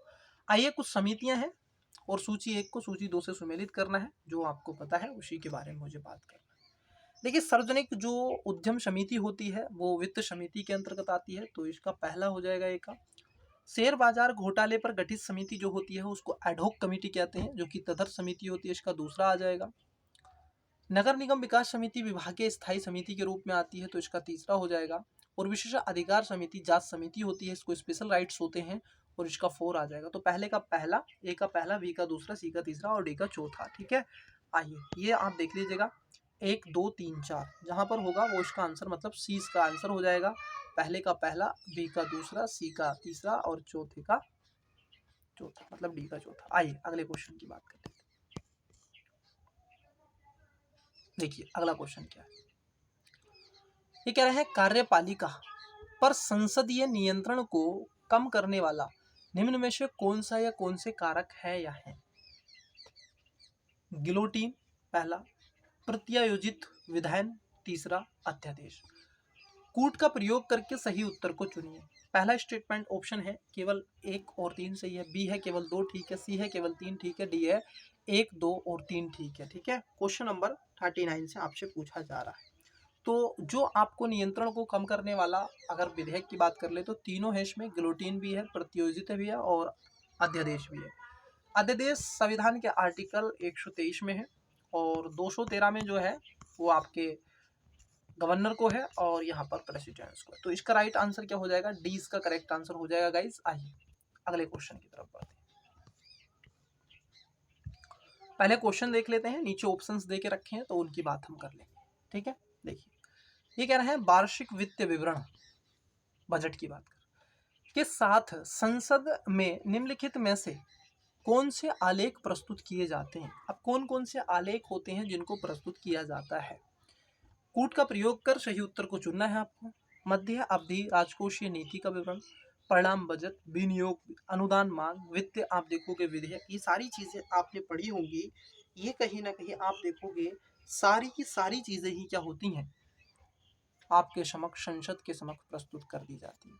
तो इसमें क्या है, पांचों बातें ठीक हो जाती हैं और इसका करेक्ट आंसर जो हो जाएगा वो ऑप्शन नंबर आप देखोगे डी हो जाएगा। सर करेक्ट आंसर क्या हो जाएगा, ऑप्शन नंबर डी हो जाएगा। ठीक है, पहला, दूसरा, तीसरा, चौथा इसका राइट आंसर हो जाएगा। चलिए अगले क्वेश्चन की तरफ बढ़ते देखते हैं सर। देखिए अगला क्वेश्चन क्या है। अगला क्वेश्चन है आपका, निम्नलिखित में से किसका संबंध लोकसभा द्वारा कार्यपालिका को दिया गया ब्लैक चेक से है। किसका है, ऑप्शन नंबर ए लेखानुदान, बी है प्रत्यानुदान, सी है अनुपूरक अनुदान, डी है अपवादानुदान। तो राइट आंसर बी है सर, प्रत्या अनुदान को क्या कहते हैं, ब्लैक चेक के रूप में आपको देखने के लिए मिलता है। ठीक है, इसको हम क्या कहते हैं, प्रत्यानुदान होता है। ये कोई जैसे आकस्मिक और तुरंत आवश्यकताओं को पूरा करने के लिए, ठीक है, उसमें दिए जाने वाले अनुदान की बात की जाती है। आइए अगला क्वेश्चन देखते हैं। पहले क्वेश्चन पढ़ लेते हैं फिर स्टेटमेंट नीचे है, ठीक है, उसको हम देख लेंगे। ऑप्शन पूछा आपसे सही है, ये ध्यान में रखना है। ये कह रहे हैं कि स्थगन प्रस्ताव के संदर्भ में निम्नलिखित कथनों पर विचार कीजिए। ठीक है, 3 स्टेटमेंट है। पहला, यह किसी अलंबनीय लोक महत्व के मामले पर सदन में चर्चा करने के लिए सदन की कार्रवाई को स्थगित करने का प्रस्ताव है। दूसरा है, यह प्रस्ताव राज्यसभा और लोकसभा दोनों में पेश किया जा सकता है। तीसरा है, यह सदन के किसी भी सदस्य द्वारा पेश किया जा सकता है। क्या कहते हैं, स्थगन प्रस्ताव के बारे में ये चर्चा की गई है। आइए अब देख लेते हैं कौन कौन सा सही है, ऑप्शन इसका डिसाइड करेगा। तो ऑप्शन नंबर ए है केवल 1 और 3, बी है केवल 2 और 1 और 2, सी है 2 और 3, डी है 1 2 और 3। तो इसका right answer option number D है। ये आप देखोगे तीनों बातें इसके अंतर्गत महत्वपूर्ण तरीके से क्या रखी गई हैं, सही रखी गई हैं। और इसमें जब स्थगन प्रस्ताव लाते हैं लोकसभा और राज्यसभा शीघ्र ही विषय को लेने के लिए लाया जाता है और इसमें लगभग 50 सदस्यों का हमें अनुमोदन की जरूरत होती है। ठीक है, आइए अगले क्वेश्चन की बात कर लेते हैं। नेक्स्ट क्वेश्चन है आपका, कार्य मंत्रालय समिति किसके बारे में पूछ रहा है, कार्य मंत्रालय समिति के संदर्भ में निम्नलिखित कथनों पर विचार कीजिए। यह एक एडहॉक समिति है जिसको बोलते हैं तदर्थ समिति। यह संसद के दोनों सदनों में अलग अलग होती है। तीसरा है, सदन का सभापति इसका पदेन अध्यक्ष होता है। पूछ रहा है सही, ऑप्शन नंबर ए केवल 1 और 2, बी है केवल 2 और 3, सी है केवल 3, डी है 1 2 और 3। ठीक है, और इसका जो करेक्ट आंसर हो जाएगा वो बी हो जाएगा, केवल इसमें 2 और 3 होते हैं। क्योंकि जो कार्य मंत्रालय समिति होती है ये एडहॉक कमेटी नहीं होती है सर, ये भी आपको क्या है ध्यान में रखना है, ठीक है। इसमें आप देखोगे जो लोक मंत्रण समिति होती है इसमें 15 सदस्य होते हैं, ठीक है, इसको ध्यान में रखना है। और राज्यसभा में 11 सदस्य होते हैं, तो इसको भी ध्यान में रखना है। तो इसका पहला वाला गलत है और दूसरा वाला सही है, तीसरा भी ठीक है, तो आंसर बी हो जाएगा। आइए अगला क्वेश्चन, ये कह रहा है प्रत्येक विषय प्रत्येक वित्त वर्ष के लिए भारत सरकार का वार्षिक वित्त लेखा विवरण सदन के उस दिन प्रस्तुत किया जाएगा जो, अब कौन निर्धारित करेगा सर इसको? ऑप्शन नंबर है लोकसभा का अध्यक्ष निर्धारित करते हैं, बी भारत का राष्ट्रपति निर्देशित करे, सी संसद विनिश्चित करे और डी वित्त मंत्री विनिश्चित करे। तो राइट आंसर हो जाएगा ऑप्शन नंबर बी। इसमें ये शक्ति जो है राष्ट्रपति को है कि जब तक राष्ट्रपति निर्देश नहीं करेंगे तो आप देखोगे तब तक वो पारित नहीं होता है, सदन के पटल पर नहीं रखा जाता है। आज आप देखोगे इसकी जो चर्चा है और इस पे जो रखने की बात की जाती है कि सर आपको ये रखना पड़ेगा, ठीक है, तो इसको लेकर के भी एक चर्चा का बिंदु है। और जब राष्ट्रपति इस चीज को कहते हैं, ठीक है, तो तब जाकर के वो रखा जाता है। पहले क्या होता था, 28 फरवरी या 29 फरवरी के महीने में होता था, परंतु शाम को होता था। अब क्या होता है, 1 फरवरी को बजट होता है। ये 2017 से रूल बदले हैं, ठीक है, तत्कालीन सरकार ने इसको बदला है। आइए अगले क्वेश्चन की बात कर ले, तो इसका आंसर बी हो जाएगा। नेक्स्ट क्वेश्चन की तरफ बढ़ते हैं। देखिए सर, ये रिपीट क्वेश्चन हो गया है, आप इसका आंसर, ठीक है, रिपीट क्वेश्चन हो गया। देखिए नेक्स्ट क्वेश्चन, ये कह रहे हैं संसद में किसी स्थगन प्रस्ताव की विषय वस्तु। अब देखो स्थगन प्रस्ताव की विषय वस्तु क्या है, नीचे दिए कूट का प्रयोग कर सही उत्तर को चुनिए, ठीक है। पहला है संघ सरकार के आचरण से सीधे संबंधित होना चाहिए। दूसरा है संविधान के अनुरूप अपने कर्तव्यों के पालन में भारत सरकार की विफलता को शामिल कर सकती है। कह रहा है सही बताना है। ऑप्शन नंबर ए केवल एक, बी केवल दो, सी कहता है दोनों और डी कहता है ना तो एक ना ही दो। तो इसमें जो है आप देखोगे पहला वाला स्टेटमेंट गलत है, दूसरा वाला स्टेटमेंट ठीक है और इसका राइट आंसर बी हो जाएगा, क्योंकि इन्होंने स्थगन प्रस्ताव से पूछा है और ये कह रहे हैं सरकार के आचरण से सीधे संबंधित होना चाहिए, डायरेक्ट ऐसे बोल रहे हैं एकदम से, ठीक है। तो इसलिए पहला वाला गलत है और दूसरा वाला ठीक है। अगले क्वेश्चन की तरफ बढ़ते हैं। नेक्स्ट क्वेश्चन क्या है, देखिए पहले हम क्वेश्चन पढ़ लेते हैं, फिर उसके स्टेटमेंट जो है ऑप्शंस नीचे है उसको देख लेंगे। ये कह रहे हैं भारत के संविधान के अधीन लोक लेखा समिति इसलिए होती है, क्यों होती है सर लोक लेखा समिति, इसकी बात कर रहे हैं। 3 स्टेटमेंट है। पहला, सदन द्वारा भारत सरकार के व्यय के लिए किए गए अनुदानों के विनियोग को दर्शाने वाले लेखों की जांच करना। दूसरा है नियंत्रक महालेखा परीक्षक द्वारा किए गए विवरणों से की समीक्षा करना। तीसरा है सुझाव देना कि संसद के प्राक्कलनों किस रूप में प्रस्तुत किया जाए। अब देखो प्राक्कलनों के लिए तो प्राक्कलन समिति बनाई गई है स्पेसिफिकली, ठीक है, तो ये बात तो आपको पता ही होनी चाहिए। और जब ये बनाई गई है तो आप कहेंगे कि सर अगर प्राक्कलन समिति की बात आप कर रहे हैं तो ये तो गलत हो जाएगा, ठीक है। तो इसमें लोक लेखा समिति में, ठीक है, तीसरा वाला गलत है और जहाँ तीसरा गलत है वो तो देखेंगे, लेकिन यहाँ पर जो है लोक लेखा समिति में 22 सदस्य होते हैं। स्टूडेंट ध्यान में रखना, इसमें 15 सदस्य लोकसभा से आते हैं और 7 सदस्य राज्यसभा से आते हैं। पहला और दूसरा स्टेटमेंट ठीक है, तीसरा स्टेटमेंट गलत है। ये जहाँ 3 है उसको कट कर देंगे। ए है केवल 1, बी है केवल 2, सी है 1 और 2 2 और डी है 1 2 3। तो तीसरा तो नहीं होगा, राइट आंसर इसमें सी होगा, 1 और 2 इसका करेक्ट आंसर हो जाएगा। अगला क्वेश्चन देखते हैं क्या है। देखिए पहले हम क्वेश्चन पढ़ लेते हैं, स्टेटमेंट जो देख लेते हैं, फिर उसके बाद में विकल्प हम इसके नीचे दिए गए हैं। पूछ रहा है भारत के संविधान के अधीन लोक लेखा समिति किस लिए होती है। अब ये लोक लेखा समिति से फिर से ये रिपीट क्वेश्चन किया है, मैं बोलूंगा उनको ऐसे रिपीट क्वेश्चन ना करें, ठीक है। आइए इस क्लास का अंतिम क्वेश्चन है सर, इसकी तरफ बढ़ रहे हैं हम, ठीक है। देखिएगा सर, ये कह रहे हैं पहले हम स्टेटमेंट पढ़ लेते हैं, बड़ा क्वेश्चन है, ठीक है। मैं नहीं चाहता कि आप मैं छोटा करूँ इसको, तो उससे विजिबिलिटी कम हो जाती है और क्लास का सही नहीं रहता। देखिए ऑप्शन बाद में देख लेंगे, पहले क्वेश्चन देखते हैं क्या है। स्टेटमेंट, भारत में संसद के सदनों के संयुक्त अधिवेशन के बारे में निम्नलिखित कथनों में से कौन सा सही है। क्या की बात कर रहा है, संयुक्त अधिवेशन। संयुक्त अधिवेशन की अगर चर्चा की बात कर ले तो संविधान के आर्टिकल 108 में की गई है। पहली बात मैं समझा देता हूँ आपको थोड़ा सा। संयुक्त अधिवेशन आर्टिकल आप देखोगे 108 में इसकी चर्चा की गई है और ये संयुक्त अधिवेशन कोई ऐसा विषय हो सकता है जहां पर लोकसभा और राज्यसभा दोनों में मतभेद बिगड़ जाएं। दूसरी बात आप देखोगे इसकी जो अध्यक्ष, इसको बुलाने का जो निर्णय होता है वो प्रेसिडेंस का होता है, और इसकी जो चेयरपर्सन होते हैं, अध्यक्षता जो करते हैं, वो यहाँ पर आप देखोगे स्पीकर महोदय करते हैं। ठीक है, लोकसभा के स्पीकर इसकी अध्यक्षता करते हैं। इसके साथ साथ आप देखोगे इसमें खास तौर पर जो विवाद होता है उसको सुलझाया जाता है, और इसमें कोरम है 1/10, उसमें अंदर रखा गया है लोकसभा का 1/10 कोरम होना चाहिए। इन सब के अलावा इसमें केस को सुलझा दिया जाता है और जो विधेयक होता है उसको पारित करवा लिया जाता है सामान्यतः।